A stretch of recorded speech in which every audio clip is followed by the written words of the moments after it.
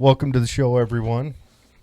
Today we have Dr. Daniel Cottam with us, and Dr. Cottam is running for Utah governor on the Libertarian Party ticket. Yeah. And so we're excited to have him in. Me and Dave both like to support the Libertarian Party as much as we can. Third party, I think it'll be good to if they can break in any area they can. So, Dr. Cottam, what got you into it? How'd you get started? Well, on my 50th birthday, I like to tell the story. I just said, I can't take it anymore. I'm going to register as a Libertarian because I just, the Republicans were just keep disappointing me, both on the national and the local level, for various reasons. But I was like, I have to end this charade. It's not who I am. And, my family is always leaned this way. And I got into the race.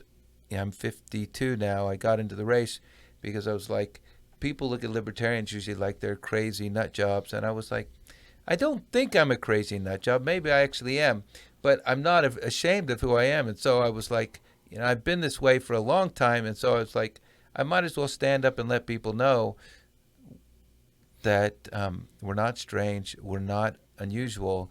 And actually, when you look at what we're talking about, I almost like to call it like when I'm doing populism, because what we're trying to do is we're trying to lift people up.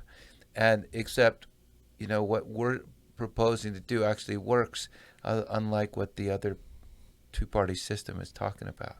Yeah, definitely. So where did you come from? What party did you come from? Republican. So you came from the Republican? Yeah, I grew up in Texas when, when I was young, the Texas had already made that shift over from Democrat to Republican when I was young. Mm-hmm. And so literally when I was growing up on the suburbs of Houston, we didn't know a Democrat. That was just like a weird thing. Of course, everyone around you was Republican.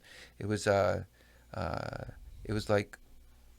in Manhattan, you'd never say that you're a Republican or conservative for fear of getting your head cut off. But that's where I was.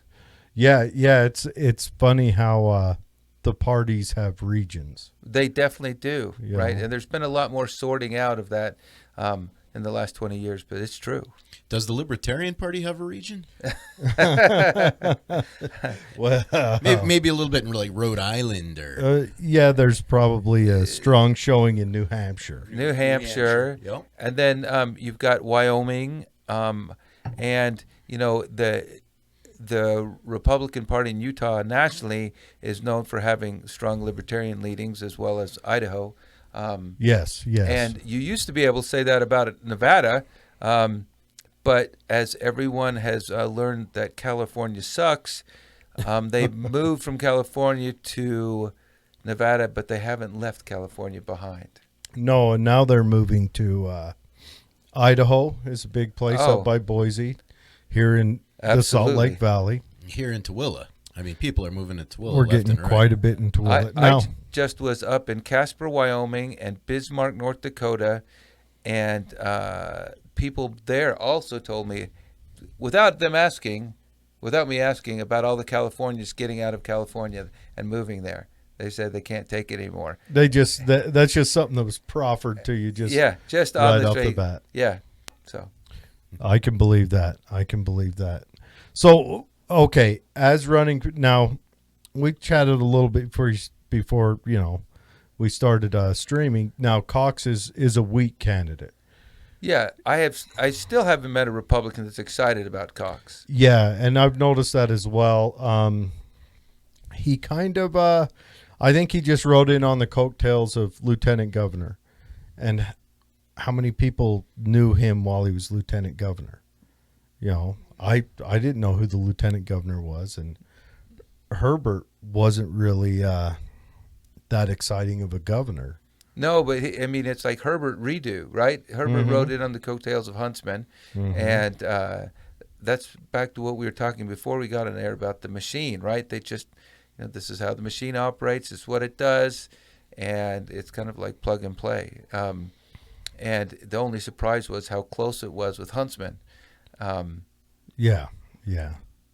And I don't know how Huntsman would have been as governor had he completed. I noticed he seemed to have a few more libertarian ideas as far as the liquor laws and all that. Absolutely. He was quite liberal on those, and I was excited to see that. But then, of course, he got pulled away to go to China to be an ambassador. And that was always the problem with Huntsman. You never knew what was the next thing to catch his fancy, right? Yeah. And not that I don't know anything about Michelle Kafusi. She seems like a wonderful person. But you never knew when she was going to be governor because Huntsman just decided there was the next greatest and greatest, right? Yeah, another ambassadorship to China would come along, and I'm sure he would jump on it. He would jump on it, right? You know, that's where he served his mission. He's got a good, you know, he knows the language and a good rapport there. That's got to be exciting, exploring those new cultures, especially when you've spent all that investment time learning the language. Can you blame the guy? I would run there in a heartbeat. I would run there. Okay. I'd bring my mask. I would ask first, where am I going to be located, you know? But, I mean, if it's somewhere that's got a nicer environment than this, I would go. So I don't blame him. But anyways, let's go back to Texas. You're in Texas. You're a Republican. Mm-hmm. And is that when you discovered kind of like your transition to libertarianism, or did it take a little while to ferment on you? You know, here's the thing. I was always this way. As I like to tell people when I was 18, and you know, this is one of those things you have to make a decision in life. And back then, do you remember what you had to register for the draft? Do you remember this? Yeah, still do. But. Yeah, and so you had to go get your number. And my dad was a big patriot guy, and I was like, Dad, this is the dumbest thing ever. All we do is when we register for the draft, it gives an excuse to send us to war. I don't really agree with all these silly wars that we're doing all over the place.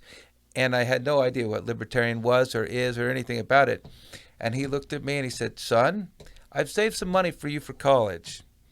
If you don't register, I'm not going to give you that money to go to college. Well, sometimes you have to eat your principles. I wanted to go to college. So, but those feelings, you know, the anti-interventionism and stuff have been with me for a long time.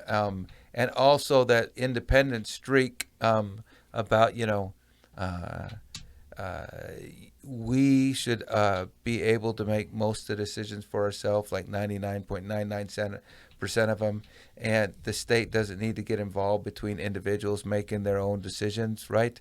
And I was that way long before I knew what a libertarian was, right? So it didn't start happening until like I started discovering it when I was in my early 40s, and I, you know, kept telling myself I've just got to dump this label, but it took me a while to do it. That's all. But were you active in politics when you were in college? Or? No. I mean, becoming a doctor, I can imagine, just sucks all the time and energy right out of you. Well, you know, I have to be honest with. There's really smart people that go into medicine, a lot smarter than I am. And the problem with that is that I had to work my ass off to get to medical school. Now, I have two sons that did not even, you know, don't work as hard as I do, get better grades than I do. But that was not the case for me. So it was like all books all the time, you know, take a little break to lift weights, you know, that's about it. And so it wasn't like there was a lot of space for me to explore that side. Mm-hmm. So yeah, you didn't really have the time in college to join Young Republicans and right, you know, start a Thursday night chat about a Republican struggle session, we'll call it. Yeah, I never was part of those. Yeah, I can get that. Well, you know, when I was that age, I didn't have a clue I didn't have a clue the difference between Republicans and Democrats. Yeah. You know, I was in the Army and I knew, you know, Clinton's the boss. Right. And, you know, he's a Democrat, I guess. I don't know what any of that means. You know, he's still committing us to bombing the Middle East all the time. Right. No, there was all that. Mm-hmm. Yeah. I don't think my brain kind of formed the concept of libertarianism Libertarian versus Republican versus Democrat, and I'm still trying to figure out the Green Party. But that's so I guess I'm still communism, just with a nice Christmas wrapping around the outside. They call it the watermelon, like Yeah. green on the outside, red on the end. That's right. It's communism with Christmas trees. Yep. Yeah, It's communism with Christmas trees, and the mistaken thing about that is it's like crazy. Wherever we have become richer, the environment always gets better, right? Yep. And so, and I hate to frame it this way, but it all should be about growth, because whenever you get growth, you get better health outcomes and better environmental outcomes. You have more people lifted out of poverty, and so you can't artificially do that. And the perfect example of that is Lyndon Johnson. You can throw money at the problem, but unless the people are invested in it themselves, it's just not going to solve it. Yep. Yeah. Or the biggest example is the Great Leap Forward by Mao. Yeah. Oh yeah. Largest human death in world history. A lot of people leaped while they tried to make their world a better place. A better place. And it did not. But anyways, let's go back to you. Let's boil in on, what do you want? What is your platform? What do you want to see done for Utah? Well, there's several facets about what animates me, and probably the biggest one, if you look at my Facebook post, you'll notice instantly about qualified immunity. And qualified immunity, I think, is like one of the tragedies of our time, and the Supreme Court made this up out of thin air. And qualified immunity essentially is when the people that we've elected to govern us or employed to help us with the regulations and with the state get different rights and privileges than the rest of the population does. And if there's ever anything that's more fundamentally un-American than that, I don't know what it is. And so I just have spent a lot of time highlighting all the facets of qualified immunity. Now, I like to tell people about the Black Lives Matter movement, and that's important because what they're looking at is the police, how qualified immunity affects policing in communities. But it's equally true of public officials and cities and the rights that they grant themselves that nobody else was.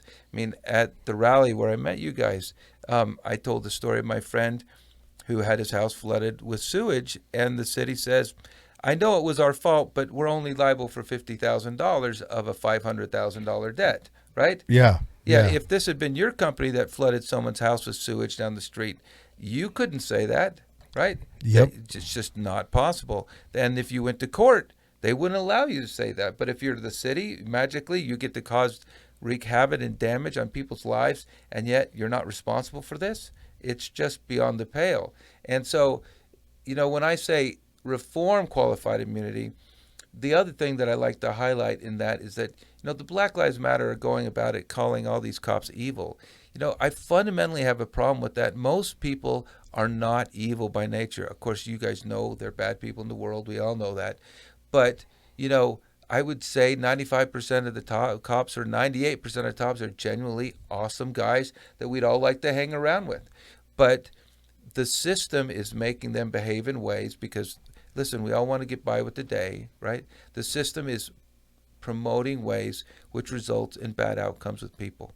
That's right. They're a cog. Yeah. Just the same. And their cog job is to do this. Right. And they've been trained in how you get this done is you do step 1, step 2, step 3, step 4, and those steps may end up with some pretty significant damages on the other end. I would say qualified immunity, if I was to pinpoint and target one place, it'd be prosecutors. That's where I would start. They're some of the most awful things that they've done around here lately. I got a funny story for you guys. So I'm over in Austria. I'm giving a lecture over there, and we're taking a tour of the city, and we have this guy in Vienna, and the guy in Vienna goes, and we're standing next to this beautiful fountain, right? Like on Temple Square, the equivalent of that. And the most famous fountain down in Vienna, wonderful spring water, and it's, famous statue in the middle of it. And he goes, how many of you guys want to get in this? Because it's a horribly hot day. And, everyone laughs and says, yeah, we'd all like to get in it. He says, why don't you guys go get in it? And then he asked everyone, and he asked the Americans and the Canadians, and we're like, if we get in that fountain, the police are going to come to arrest us. And he starts laughing. He says, you're in Austria. The police would say, did you bring a towel? Right? That's funny you say that, because in Amsterdam, when we get off the plane, there's all these wonderful little pretzel stands and stuff. I mean, the most amazing pretzels I've ever seen in my life. Yeah, they're so much better. It's like, what are we making over here? And beer. So, Yeah. me and my wife, we get a beer, and we're like, well, oh man, now we can't go upstairs and walk around, and they're looking at us. They're like, where do you think you are, America? Yeah. And if you look at Europe and if you look at U.S. and you say there's roughly the same amount of people in both places, and about 3 times the number of deaths from shootings and stuff here. And that's not because the police are inherently better in the European Union as a part. I just fundamentally don't believe that. I fundamentally believe that we've had our officers doing things that they shouldn't be doing, and we've made things like the drug war part of their battle, and so they're enforcing what they think are appropriate things. And the problem is that we've created a really crappy system, and on the backside of that, they know if they do something wrong, it's almost impossible to do anything to them on the flip side anyway. Yeah, you got to fight through the union and the department and the city And the courts, because they're all going to have qualified immunity. Yep. Yeah. And the people, so a police officer's job is the same no matter what the law is. You stop the violation of the law. It can be me ordering alcohol on an app, so then they have to come and enforce me. Or it can be me stealing money out of a bank. It's Right. the same thing. They got to come and enforce it.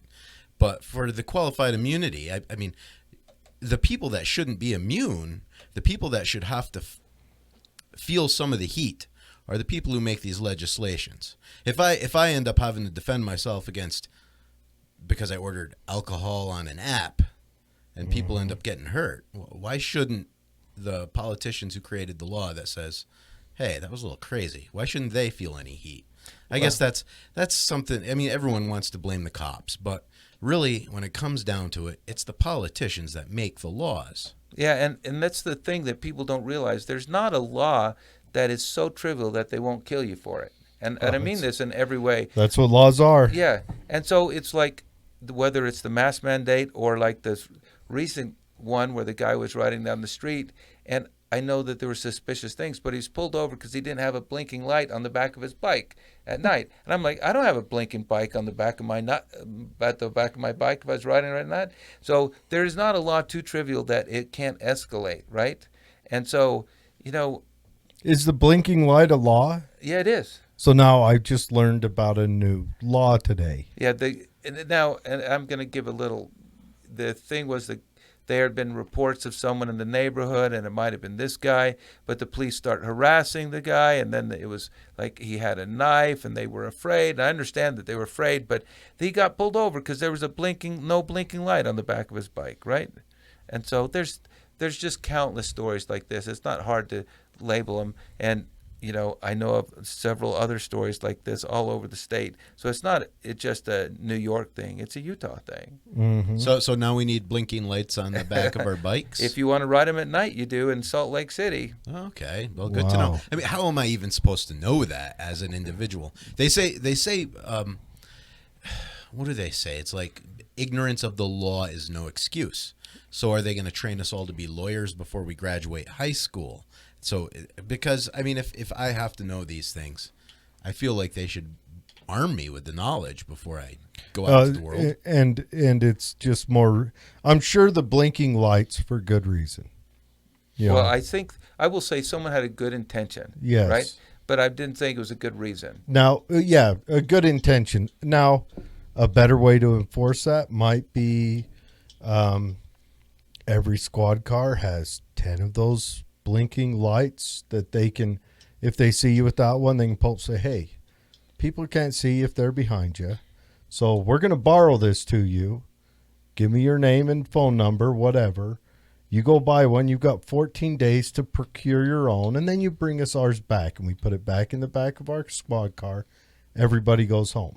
Well, but the thing that you have to understand, the way that most policemen are taught is that they're looking for an excuse to check you out. Yep. And so the laws are written so they can check anyone out. That's how it works. And so Yeah, it's an excuse to check you out instead of presuming that you're innocent. It is. They're shopping for, Exactly. and usually it's for drugs.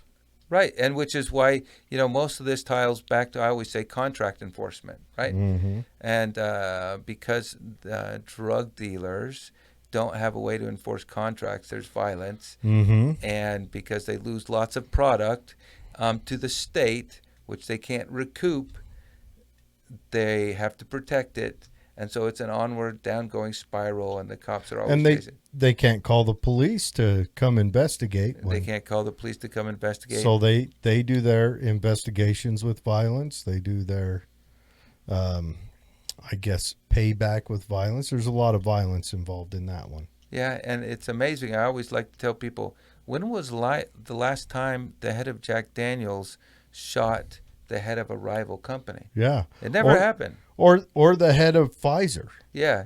And so I was like, legally traded substances, even if they have side effects, are not the end of the world, and we shouldn't treat it as such.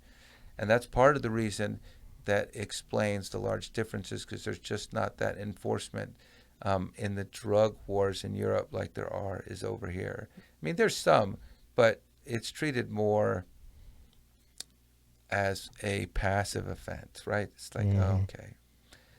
They're not going crazy on everyone. Like they're gonna flush your cocaine for you. Yeah. Or I always like to tell, if the drug war was going so well, why is fentanyl cheaper in Pioneer Park than it is in my hospital? That's how well the cops are doing at keeping that out of our community. That's a scary thought. It is, but it's true. I operated on a DEA agent the other day. It's a lot cheaper in Pioneer Park. As a matter of fact, fentanyl's so cheap now, it's cheaper than going out and getting a meal at McDonald's.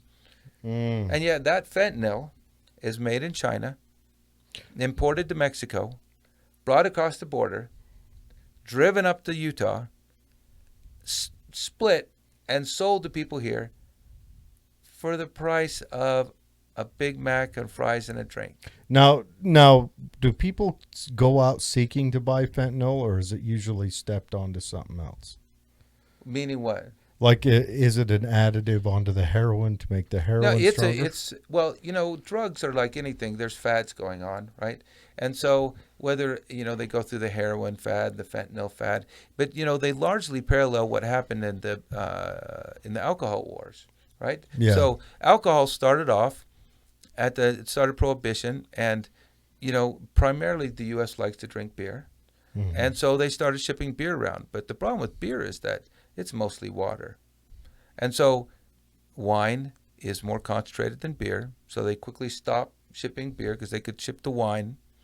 And then after they stopped shipping wine because that's too big, they started doing whiskey. Yep. And then they went to pure grade alcohol, as dense and concentrated as they can. The same things happen with the drugs. And that's happened with marijuana. It's happened with the narcotics.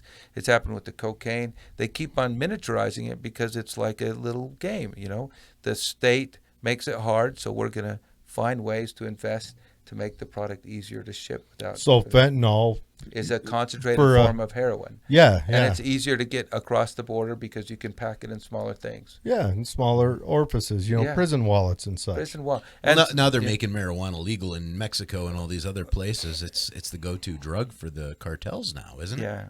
Well, not so much on that. I know that the legalization has hurt a lot of that in a lot of states, but since the politicians haven't figured out that free market actually exists, there's still a lot of black market marijuana out there. And you just saw 6 people get killed over marijuana in California just 2 days ago. So, I don't know how fast they are to learn. It's kind of like when they killed Eric Garner in New York City for selling singles Yeah. cigarettes, right? Is there ever a law too small that they won't kill you for? Yeah, for a cigarette. For a cigarette. He's Something selling that's singles. Perfectly legal for every 19-year-old. But they taxed it I think in New York taxes are like $6 or $8 a pack. They're huge. Yeah. Yeah, it's like 100% Yeah. tax. People will go up to the Indian reservations, fill their cars up with the cartons, and sell them in New York. Right. And so that's my point is that if they don't believe in the market, it's okay to have things regulated, but if you're going to make it so high, you haven't got rid of the black market, which is, honestly, that's my solution to the opioid epidemic. Handing out Narcan is completely idiotic. It's like putting a Band-Aid on it. I would just make methadone clinics free. Yeah, and everywhere. Everywhere. You could go get methadone. Yeah. Because I always tell people, have you ever met, and I'm sure you guys like me, know drug addicts. We've all met them, some kids growing up in high school. I still have met a drug addict that wants to die. They don't exist. Yeah. They will come up and tell you, I've got a problem. The most of them aren't in denial about this, right? But they don't want to die.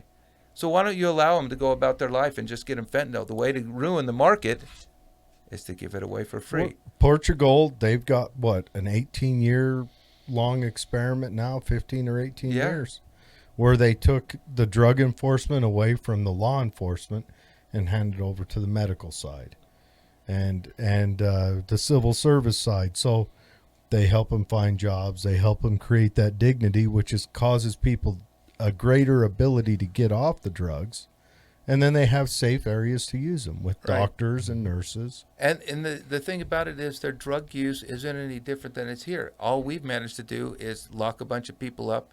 And this is where I always say I'm kind of like a populist in this way. It's that, the people that get hurt most by this aren't the wealthy people, whatever color of your skin. It's the poor people out there, right? Yep. Those are the people who are trying to swing a buck. And so what happens is that you ruin their family structures. Yep. And so this is like they say that we've lost the black family structure in the last 30 years. It's because we've locked up all the black guys that are trying to make money. And every time they want to get ahead, they end up in jail. Yeah, and it gets deeper beyond that because then there's a loss of black males in the neighborhood. So then the females they still want to find that connection. So then you start having the guys who don't go to jail has children with multiple women out there, which means that lessens the support availability there. Right. Well, if, let's say, theoretically, we do legalize the drugs and get rid of the drug war, what do the poor people do to sling a buck then? Oh. I mean, you kind of did pull the carpet right out from underneath them because a lot of them are slinging a buck that way. You're right. Maybe they could sell and set up podcast equipment. Yeah. Well, obviously, we know that doesn't go too well when it comes to the finances. Yeah. Well, I can tell you this, is that being a drug person is hard work. It's not easy. You just think about any job that you can make that could get you killed. These people are entrepreneurial. They'll figure it out. That's the kind of the thing about libertarianism that I really like is that I don't have to have the answer. And no, I don't have to bullshit you. I don't have to say I've got the answer. I just have to say that, listen, this is wrong. Not only because it costs money for each one of us, it also hurts other people. And we're inflicting violence upon them by the state over something that should not be any of your business. And then the other thing I always like to point out is that everyone assumes, and I understand why, because I did this for a long time, that why did we end prohibition? We did not end prohibition because we figured out that it was violence and it caused violence and things. We ended prohibition, and this is all in testimony in the halls of Congress, so you can all go look it up. We ended it because during the Great Depression, we didn't have enough money in the federal government, and they said, where is money that we can tap into right now? Because they knew everybody was drinking. Let's tax it. Exactly. So they ended prohibition to tax alcohol. Yeah, what could we pay for if we legalized drugs and taxed it? Let those illegal drug dealers set up a kiosk, and they could have a kiosk built that looked like a lemonade stand or a sucker stand, whatever, and then tax them. Well, the way to end deaths is to regulate it. Yeah. Because the reason people are dying in Pioneer Park or wherever from, because the product that they're getting is not pure, right? And so when they used to be able to get prescription strength drugs, because face it, people would go to the doctor, they say my knee hurts, the doctor would give you 60 of them, and then he would go home, he said I need 40, I'm selling 20. But when he sold that to the person on the street, the person on the street knew exactly what they're getting. Yeah, there was a weight to it, a measured weight. Yeah, and so they knew that they weren't going to die with this amount, right? It's very, but when you buy it from the street from someone who's cutting it, right? Who there's no kick, there's no, if you kill someone because you cut your drugs wrong, what's your recourse? No one's going to come after you. Well, you maybe lost a customer. You lost one customer. Yep. And the bad thing is, like, when fentanyl first started showing up, they were stepping on heroin with it. And that's where it killed a lot of people, because they were using heroin-sized doses, and fentanyl's a different animal. Right. Well, it's a more concentrated animal. It actually works on exactly the same receptors. Yeah. But you're right. It just is more powerful. So if you give yourself the same amount visually, you're going to overdose. Yep. And it killed a lot of people. And that's when you started seeing Narcan being carried by law enforcement Right. and medics, just so if they could get called quick enough, they could show up and rescue the individual. Right. And yeah, and now people's gotten used to fentanyl, and it sounds like that's now the drug of choice. Right. And, I would just do methadone clinics. And we did this in the 70s with heroin, and we almost ended the epidemic overnight. And now we act like it's somehow weird, and we have to regulate it so much. I mean, if you just make a fentanyl clinic, let people come in who want to get the methadone and let them go about their lives, what you'll find is that the epidemic will burn out all on its own. Yeah, and you give them their dignity back. Right. And there's no needles on the street. And there's no needles on the street. I mean, it's like this is needlessly having people kill each other. And I just don't. And here's the other thing. People don't realize this, but most addicts aren't addicts for their whole life, right? Mm-hmm. They get out of it.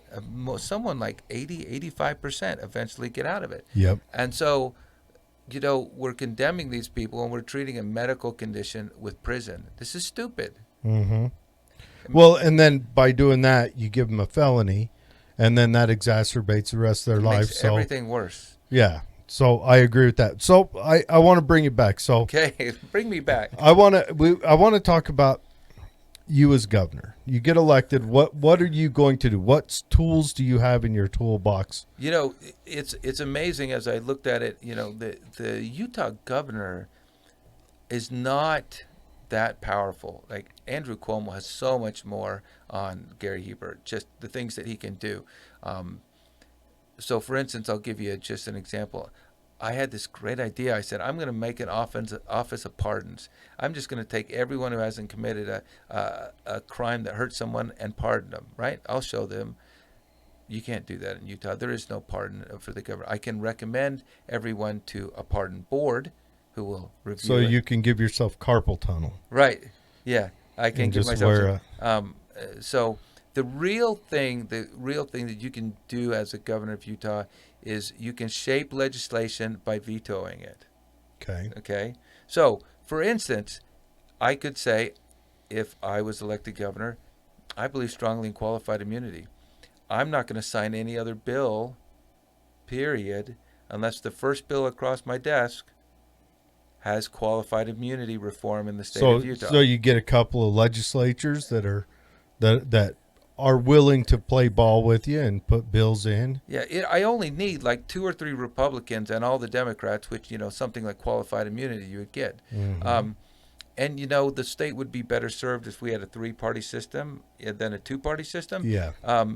And then the other big thing that I've been really supportive of, and I said a little bit about this on the rally, is that, homeschooling kids, we treat this as like these people are weird. And, if anything that this little pandemic proves is that they're not weird and that we ought to be giving them support.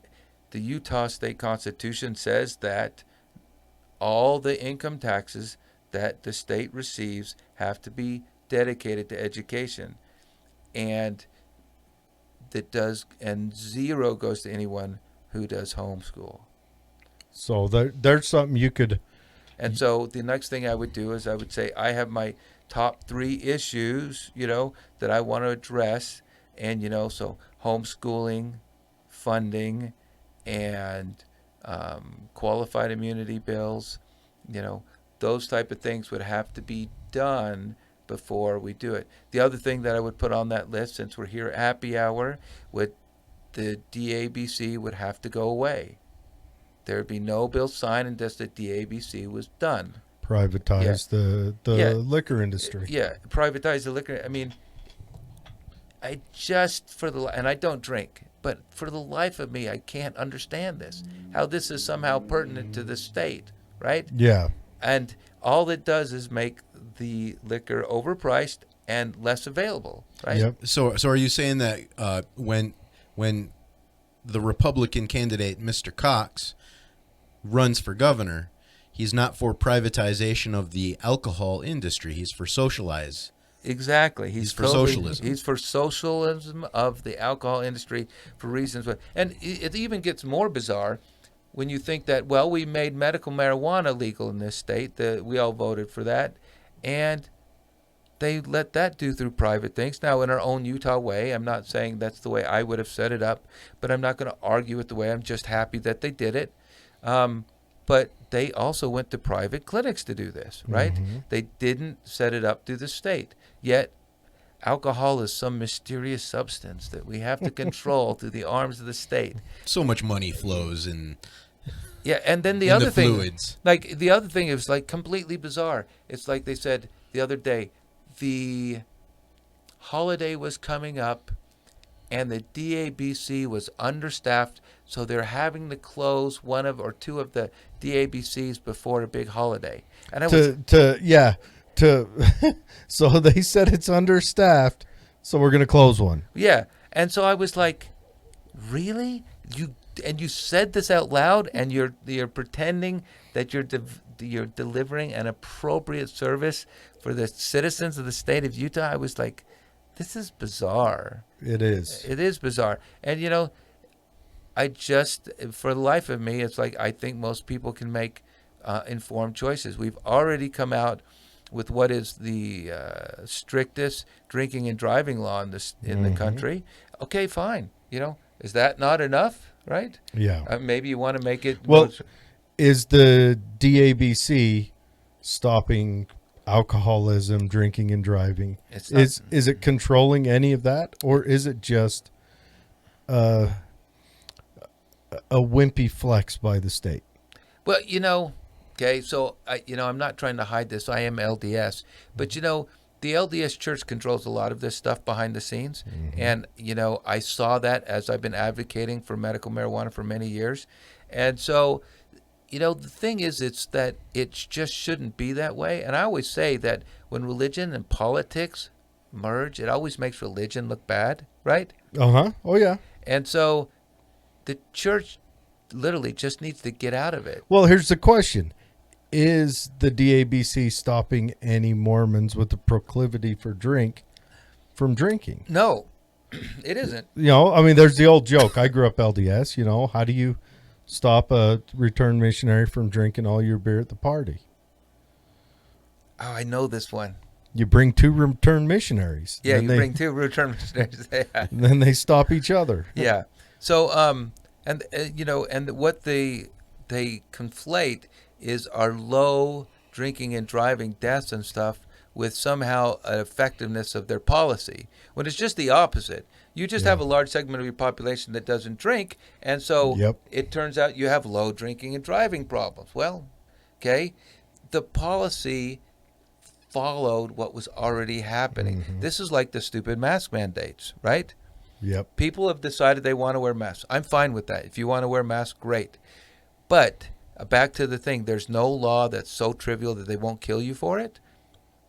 You can see this on the little YouTube videos of people attacking each other that they're not wearing masks and tackling them and breaking their ribs and cops. Yeah, you can see police officers like body slamming 120-pound women. Well, there was one with a 12-year-old boy where the cop is basically neck kneeling on the guy because the violation was the mask. He wasn't wearing it correctly. Right. And so the point is that the whole country, for reasons which I don't find persuasive, but it's decided the mask wearing is important to them. That's fabulous, right? Let them wear the mask, right? The same thing with social distancing. They came up with these stupid lockdown orders, and the truth is that if you look at the Google data, we'd already social distanced because we'd heard that, hey, there's this virus going around. Yep. I'm not sure I'm going to go to that party, right? Yep. And so... And concerts closed on their own before the social distancing before or the mandates came down. And they closed on their own because people were like, and they all started getting afraid of the attorneys and stuff like that. And I get all that. But the point is that you didn't need some law or the policeman to arrest you. You don't need a gun involved. Right. Don't need a gun, which the policeman, by very definition, is violence, right? That's it. Because when they come to you, they put you in handcuffs, may be justified, but it's still violence, right? Mm-hmm. Because they're taking you away. And I'm not saying that what they're doing is always wrong. I'm just saying is that we have hired them as people to step into that admittedly dangerous role, and it is a violent role, right? There's no getting around that, right? Let's apply it appropriately. Is how the campaign should go, and not defund the police. Yeah, let's apply violence to stop violence. Right. And so the defund the police seems like beyond stupid to me. I don't want to live in a community without policemen, right? And I'm a libertarian, and I think that most people are good, right? Yeah. But I'm not going to sign that pledge, which I don't know if you guys have heard the latest one going around. And I didn't know this till 2 days ago. We still are operating under a state of emergency in the state of Utah. Really? Yeah. What's the emergency? That's my point. What is it? Good hell. It's just 2020 emergency, right? I mean, like... the smoke is blowing in from California, and we have to watch out. Yeah. Oh, yeah, there's that going on. California. But a lot of that fire problem they have because they put regulations on cutting underbrush. Yeah. It's a big problem everywhere, and I understand that. California has a lot of unique issues, but... Oh, no, it has one issue. It's got a super majority. Yeah. Well, that's like, and I really mean that. I wouldn't want to live in a Republican supermajority or libertarians. Well, that'd probably be fine. I mean, what, everyone leaves you alone? Well, there's a funny thing, and I always like to equate this with economists. And so if you look at price controls, if you have a monopoly, the prices are high. Everyone accepts that. If you have one competitor in a market, doesn't matter what market it is, they find that two people in a competitive field only makes a difference of about 5%. Yeah, because the guy who jumps in to compete might shave a penny. Yeah, they're looking for the people who are looking for a slight bargain. But if you put three people in a competitor, it goes to 30 to 35%. Well, a good point of that is looking at Walmart, Amazon, eBay. All those, they're all on that competitive online marketplace. Or you can look at the internet providers. There's two of them, and they're all the same price. Yep. Right. And they drive each other down where you've got multiple of them. eBay offers this people selling to people where Amazon has that plus a delivery service. Walmart is trying to match Amazon, and they keep running each other lower and lower. Everything's getting cheaper or better service. If they can't make it cheaper, they figure out how to get it to you the next day or... Right. And so my point is that if there was a three-party system, the people would actually be better served than a two-party system, because it's always like how... when you're looking at it from a libertarian eyes, Republicans and Democrats don't look too much different. They just have different ways they do the same thing, right? And so, not that, and unlike most people, most libertarians are figuring out calling people stupid is poor, and it doesn't convince anyone to your side. So I'm never going to say that the Republicans and Democrats are stupid in what they're doing. I'm just saying that they're misguided in the way that they're trying to help us, right? Yeah, I think they're I see them as a religion. They see this, if we enact these psalms or hymns, it'll make everything better. Right. And it never does. And they're like, well, we didn't enact it hard enough or fast enough. Right. Or in the exact right place, or we were a block to the left when we should have.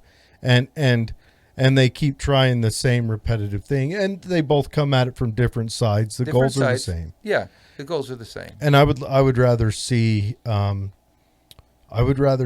self-ownership being the mantra that takes over. Take ownership of yourself and your life and fix it that way. Yeah, and I am totally on board with that.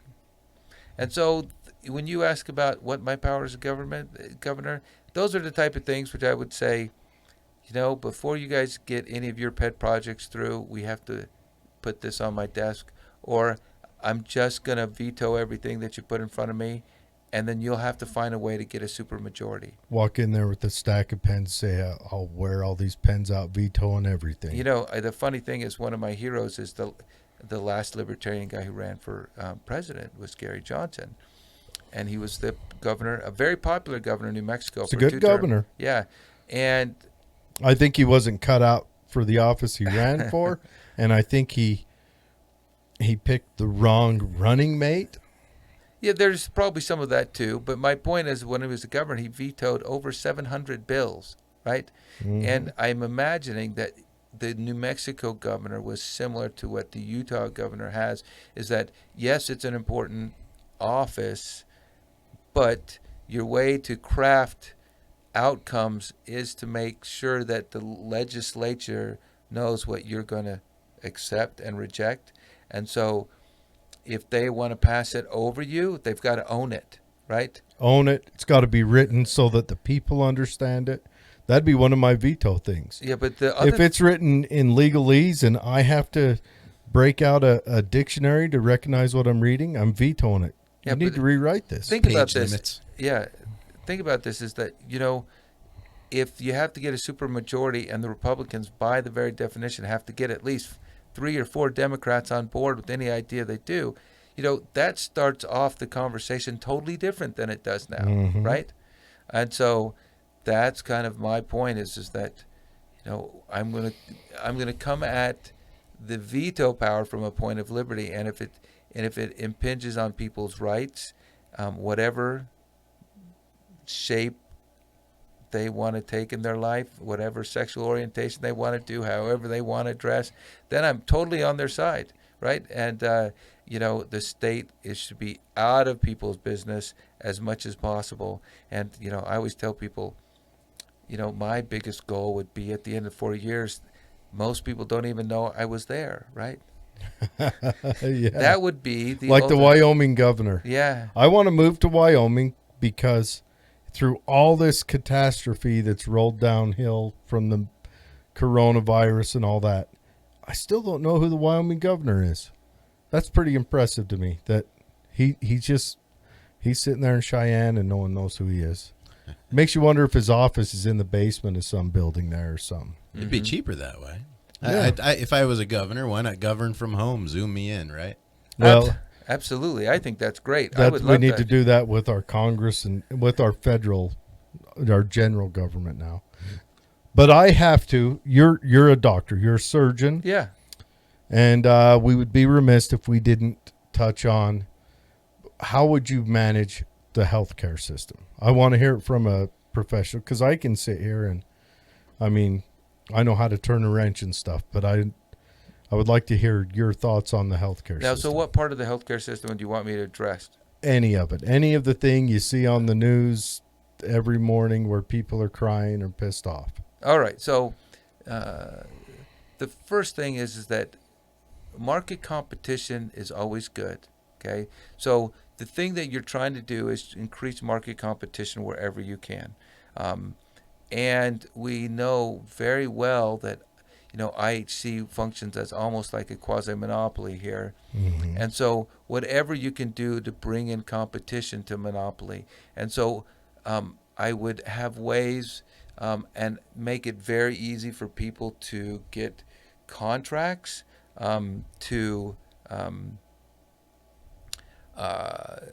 contracts with the state and an ability to build like their own surgical centers, right, to compete with the behemoth, allow them to form groups and networks. But more importantly, you have to allow people to form groups to buy insurance, because you buying insurance by yourself is very expensive. they did some of that, and this is one of the things that I have to applaud Trump for, is Trump allowed those laws to start happening. But a lot of states still stand in the way. So one of the things that I would do to reduce the cost of personnel or doctor and nurses is to allow them to cross state lines.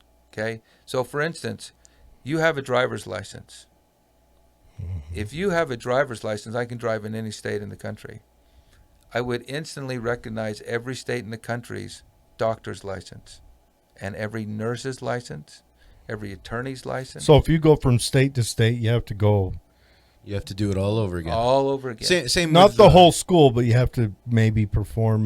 No, all you do is have to go through the whole licensing process again, and it's kind of a joke because all the licensing processes are relatively the same, right? They both check where you went to medical school, that you actually graduated, that and you went have to pay them. Yeah, and then you have to pay them and maintain. It should be like a driver's license. You can go wherever. And one of my things about it is my platform was reforming the licensure of people. Utah is very bad in this, by the way.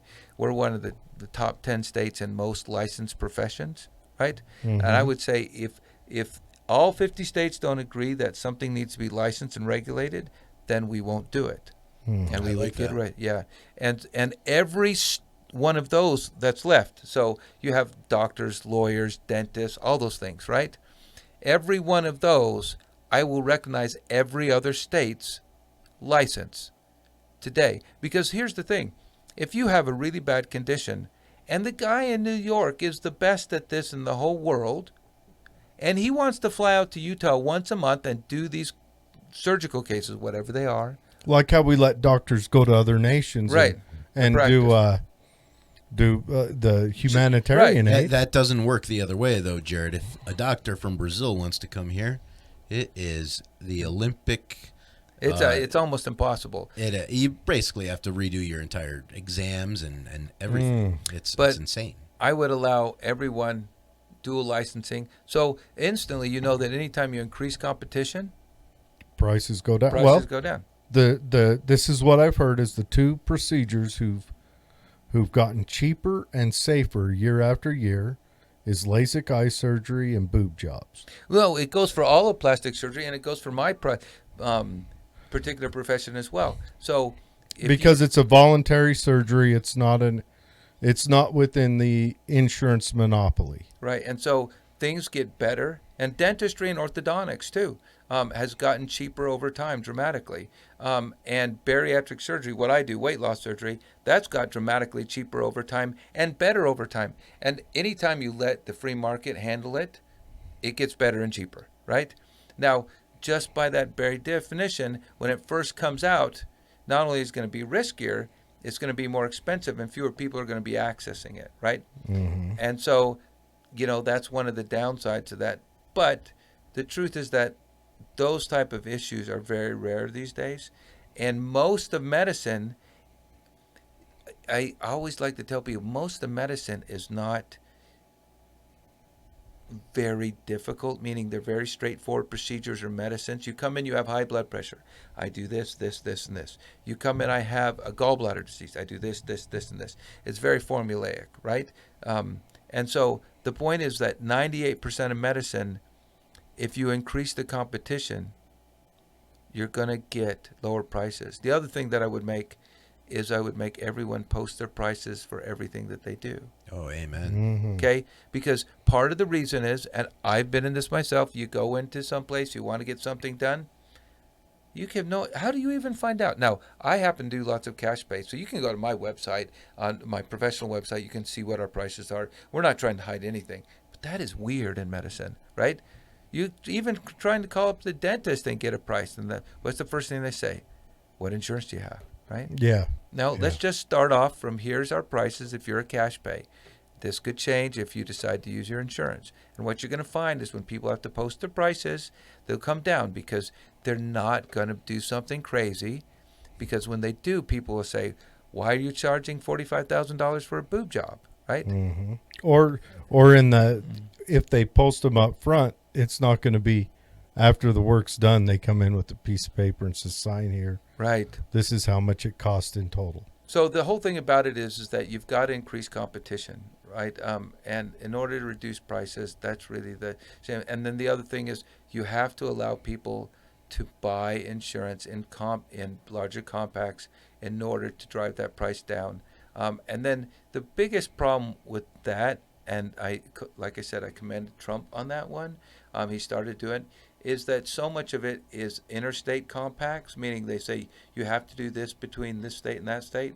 And like I could tell you that I'm just going to get rid of that as governor as soon as I get there, but I can't, right? Yeah. Because that kind of power isn't bestowed to me. But right? you could say, hey, let's see some laws come across, maybe year 2. You can speak. After you vetoed your way through some of that, you can, you can speak for it. Yeah, I can as advocate. a governor, you're still an important voice. Right. Well, that's like when they told me, what laws are you going to pass for the LGBTQ community? I was like, listen, whenever you pass laws for someone, you're signaling someone out. You're automatically.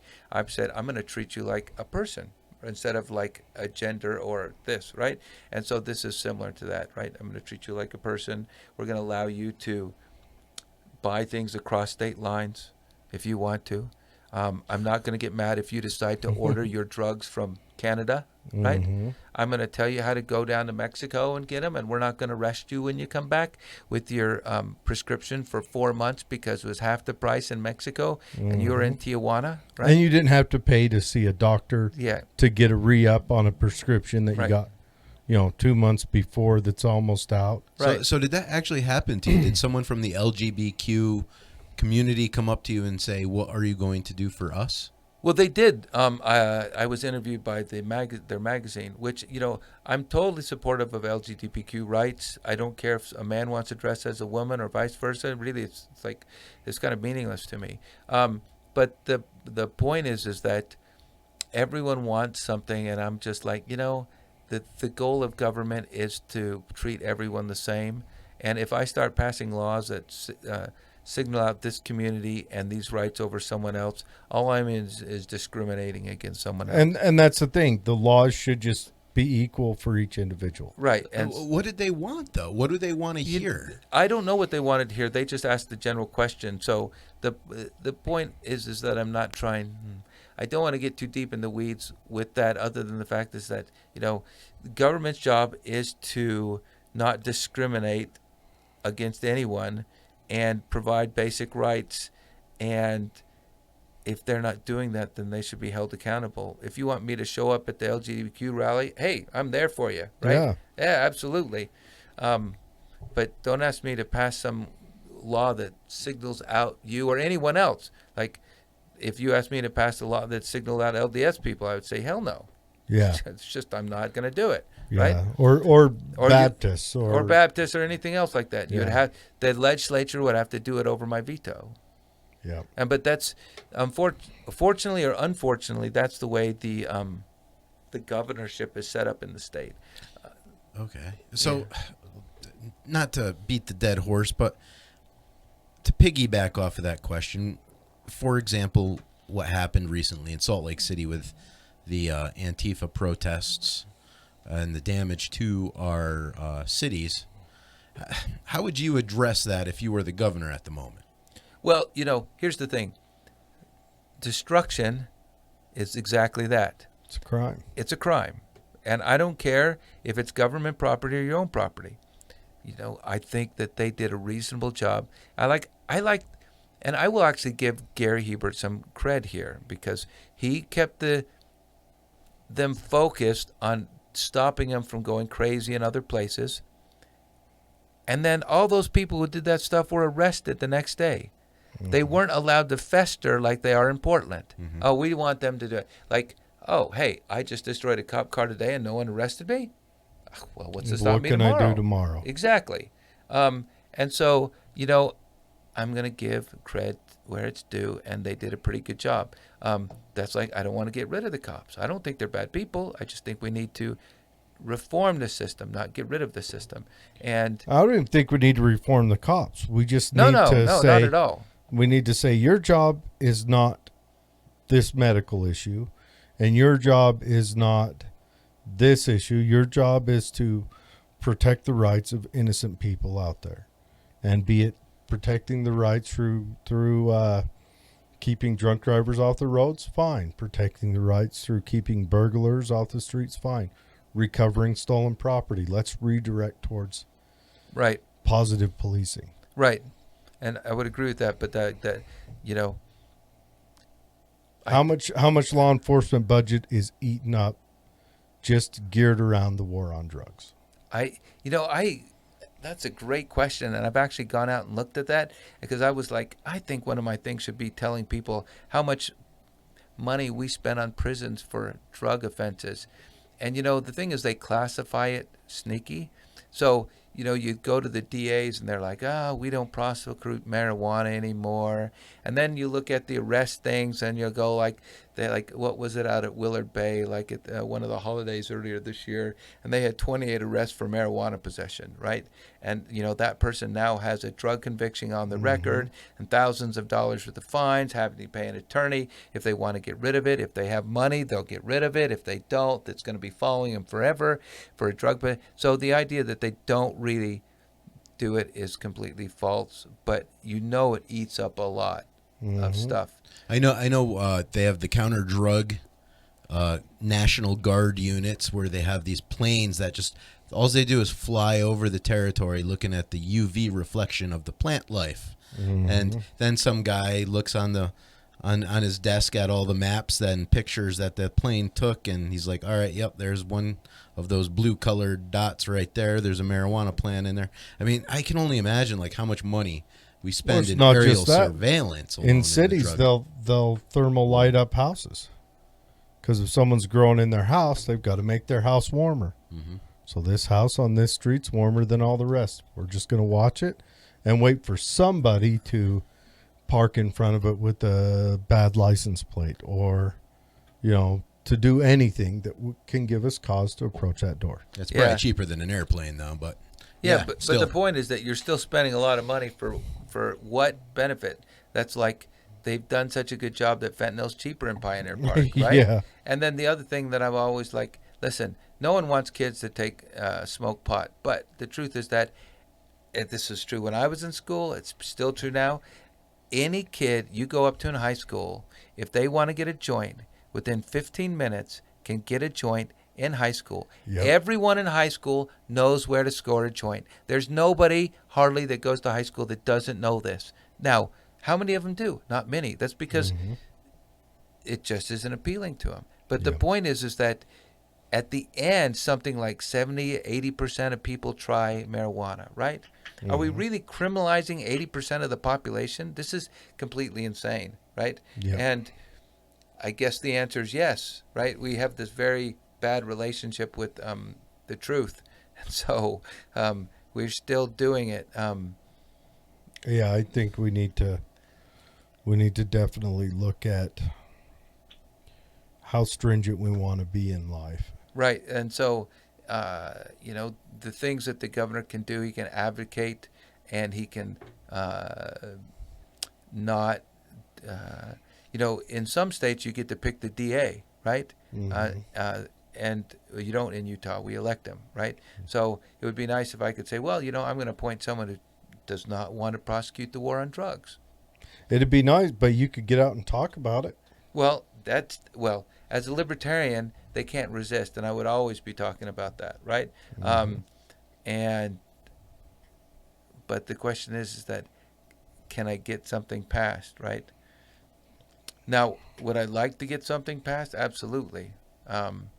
But, the best thing that happened was when it was a grassroots organization that got medical marijuana passed, right?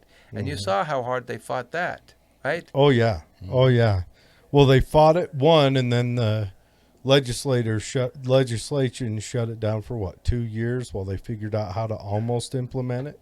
Well, since I was intimately involved with that, it's like the legislature didn't want to, but they knew they had to. And so they had to put their spin on it. And, that was... and they drugged their feet spinning it. They drugged their feet spinning it, but eventually it got done. Yeah. And, actually, I will give Gary Hughes props in that. He actually stepped in and saved it a couple times, right? Good. It wasn't Gary or Spencer that were part of that. But the truth is that he did do that, and... I was happy that he did. Greg Hughes is a good guy. Yeah. Yeah. I wish he got the nomination. Yeah.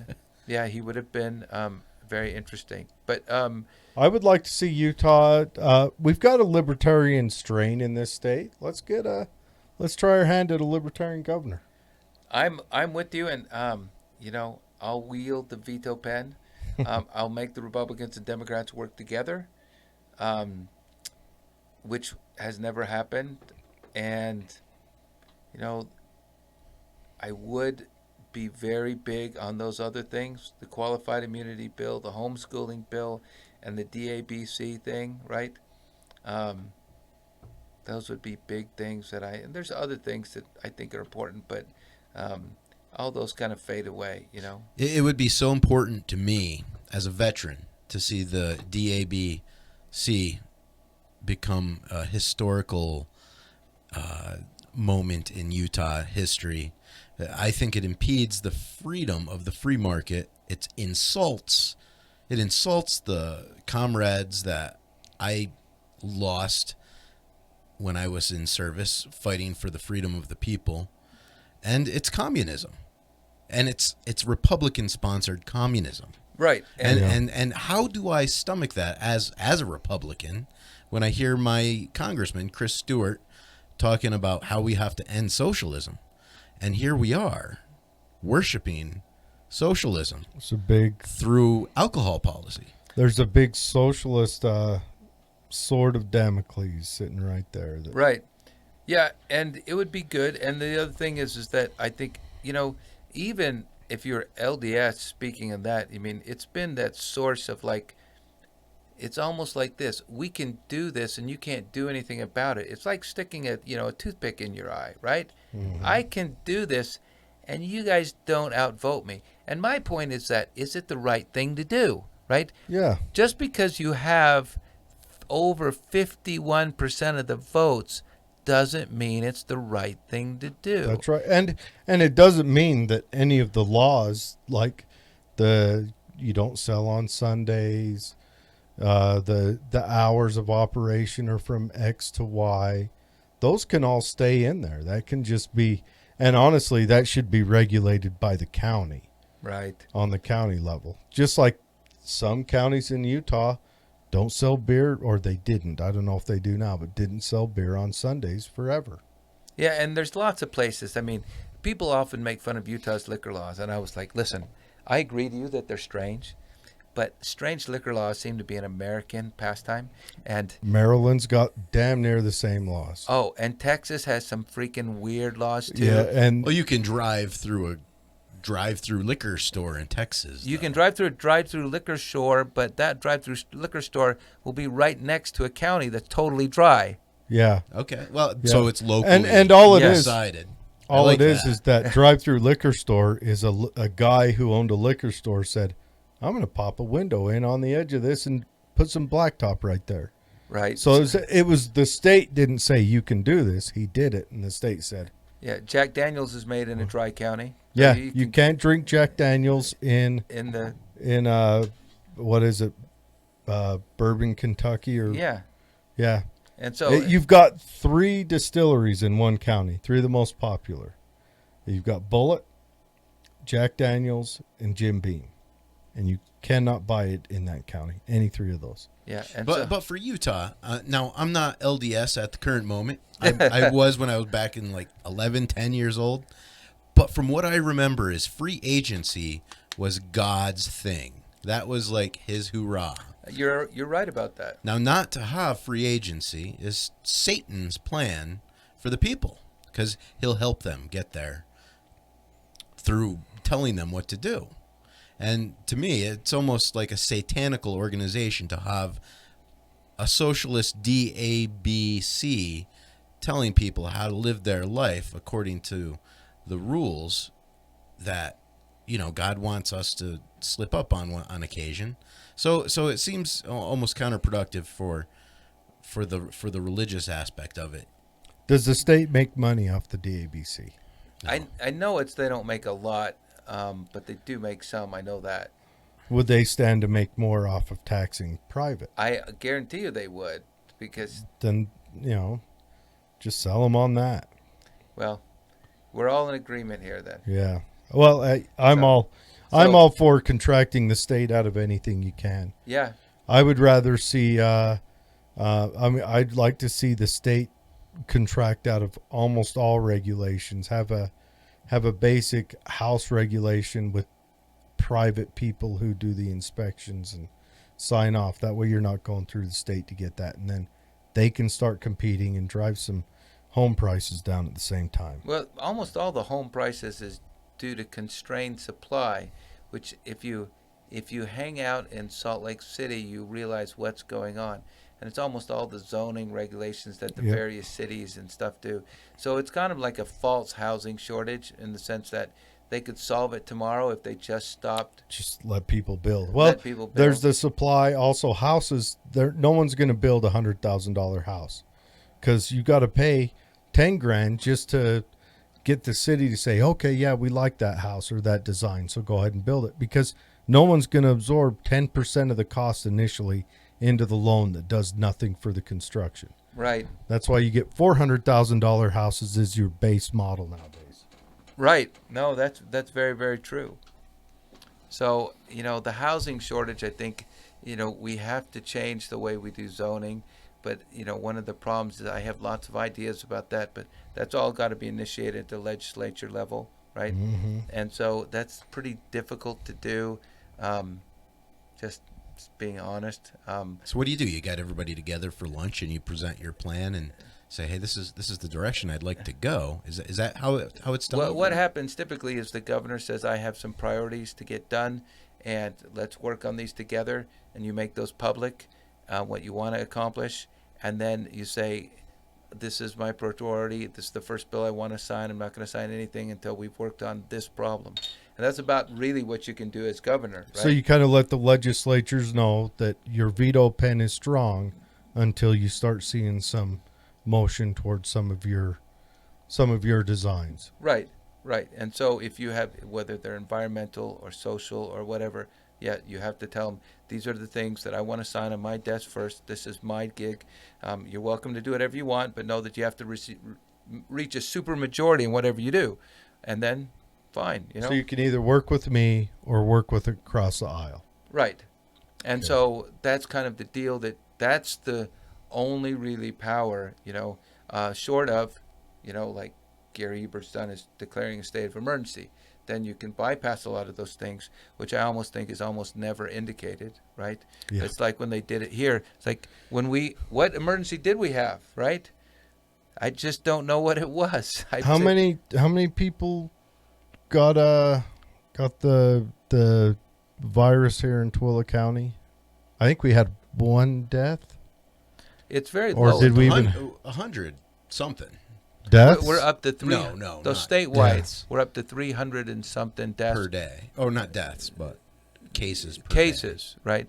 And there's a lot of virology medicine, and the truth is that when it came to, and I said some of this when I was at the rally, is that when people aren't following you, you really have to ask, are you doing a good message? Not, how can I force you to do something? What is the message? Because would a black gun make this message better? Right. Would a black gun make it better? I like that. But if the answer is yes, then you shouldn't be doing it almost always. Broad strokes people get. We don't want people to steal our stuff. We don't want people to kill each other. We think that's a pretty basic thing, right? But if you start forcing us to do all this other stuff and it doesn't make sense, well, guess what? It's like trying to stop people from drinking. They do it anyway, right? And so whether it's drugs or the mask mandate or social distancing, if they're upset that you're not following it, they need to do a better job explaining what they're doing, because you shouldn't have to force people to do things that are in their own best interest. And most of the time that's true, which is largely why they're having a hard time with masks, because, the story is neat, but when you put on the mask and you realize, well, they made the mask mandate on this date, and we never saw a change in how many people died or got the virus. Yeah. And it's like you said earlier, if they would just be better people. I'm going to make them do it, right? I'm going to make a mandate, and then I'm going to send the cops out. Well, maybe it's because you never convinced them with what you told them in the first place. Yeah, and that's yeah. There's a lot of that. I can go on griping about the government, well, all day. Yeah. I'm good at that. So that's kind of what, if you ask me what I saw that I would do as a governor, that's kind of what I would do as a governor. I would focus on how to, educate people for things I thought that were important. And at the start of the legislative session, you sit down and say, these are my goals for the legislative session, and let's work together to accomplish these things. And these need to be the first 3 things on my desk, or I'm not going to sign anything else. Yeah. And and you can't really, and honestly, if they have a supermajority, then they can just ignore that too, right? They can, but your message is out. But my message is out, and so they'll have to address it. It was Ron Paul that brought me over to the Libertarian. I went past Libertarian Party years ago, but he's what brought me to it. Just his message was honest, and in the face of adversity, the same message came out every time. He didn't adjust it. Right. And I really liked that. I thought it was a bold move on his part. And then the interesting thing about Ron Paul and just Libertarian in general is that everyone pictures us as the uncaring, unfeeling person. But if you actually look at it, what we're really trying to do is work for the small people so they don't get locked up and they don't get discriminated against. They can start a business in their house without getting arrested. If they have saved all their money to buy a house over in a nice place and they want to lease it out, they don't need the city to come tell them that, unless you have this and this and this and that and that and 5 people show up, but we only said you could have 4 people and they brought 3 cars and you're only zoned to have 2 cars. This kind of stuff is what keeps people down, right? Allow people to have businesses in their own homes, allow them to be entrepreneurial, allow them to work hard and receive what they do, and they will do it. Yeah, let people take opportunity. Right, and they will do it. You don't even have to provide it. The government doesn't have to provide opportunity. Let people find opportunity and take it. Yeah, the one thing I will tell you that the government, and I'm not an anti-government person. I think that we need a strong functioning court system for contract enforcement, and so and our court system is kind of not working very well. If you've been to court lately, it's kind of crazy. We need to buff that up and get more functioning judges in courts so things move through quicker. Justice delayed is justice denied, and we have a lot of that going on right now. Yes, we do. Well, I think we're going to bring this down to the end. I didn't see any questions for you come across on the messages, but they may come later on. But we want to direct people to go look at. You can go right to his Facebook page, and have a look at that. It's Daniel Cottam for governor. Check him out if you're interested in the libertarian idea, or even just maybe not happy with what you're seeing with Cox and or Herbert or if you want to end the DABC. Yeah, DABC, get some things pushed across like that. And I'm saying it out loud. I've said it in private, but I will not sign any bill that comes across my desk unless one of the first 3 bills I sign is ending the DABC. Okay? They will have to pass every other bill, with a supermajority, unless they end that if I'm elected. Yeah. So go check him out. So wait. So Dave's got some more. So will I be able to order alcohol on my phone through an app? That'll have to be a second or third bill. Yeah.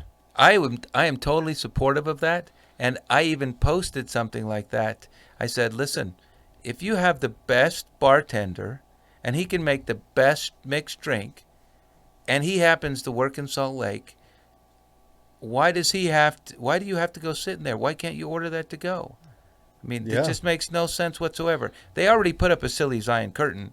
Oh. What's more than a Zion curtain than putting it in your car and driving it away with it? Yeah. I am looking forward to this. Yeah. Who's going to be your lieutenant governor? His guy's name is Barry Short. He's a wonderful guy. He lives in Cedar City. He owns a small business with his wife, and she's an artist, and they go around doing it. She's one of the rare talented individuals that can make a living as an artist. You know, that's a pretty hard thing to do. Yes, it is. And they make a go of it. And he's also the chair of the Libertarian parties, and really nice guy. Now, I know Barry, and I know he's very libertarian, so that is a good pick. Yeah, he's a good guy. He's a great guy. Yep.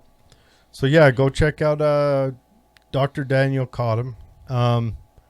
Get on his Facebook if you have questions for him, or if you just want to see something different. You know, jump on there, check him out. You know, what is it going to hurt to try out Libertarian for 4 years? Yeah, it wouldn't hurt. Yeah, wouldn't hurt at all. I mean, unless, of course, you want to see some more crazy laws come down to restrict your friends and neighbors' lives. Yeah. And that's the big thing. But, yeah, thanks for joining us. And we will be back on Sunday. We've got we're out of our sync this week, and I think it's going to stay that way for a minute because of the election and all of the political cohesiveness that we're witnessing on the stage right now. But yeah, so we'll see everyone on Sunday. Thanks for joining us. Anything else? Any last words you want to say? No, go Utah. Go Utah. Go Utah. All right. We will see you guys Sunday. All right. That was fun, guys. I loved it. I am excited for you. Yeah. I mean, honestly, I do not want to vote for Cox. I'm a Republican. I don't want to vote for Cox.